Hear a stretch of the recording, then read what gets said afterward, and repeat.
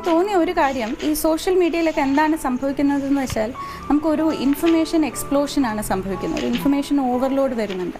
ഞാനിപ്പോൾ ഒരു ദിവസം എൻ്റെ ജീവിതത്തിൽ അല്ലെങ്കിൽ എനിക്ക് അറിയേണ്ട കാര്യങ്ങൾ എന്തൊക്കെയാണെന്ന് ഞാൻ പൊതുവെ ചൂസ് ചെയ്താണ് എൻ്റെ സമയം അതിൽ ചിലവഴിക്കുക. നേരത്തെ പറഞ്ഞല്ലോ സമയത്തിൻ്റെ കാര്യം. അപ്പോൾ ഈ സോഷ്യൽ മീഡിയയിൽ വരുമ്പോൾ ഇപ്പം എൻ്റെ കൂടെ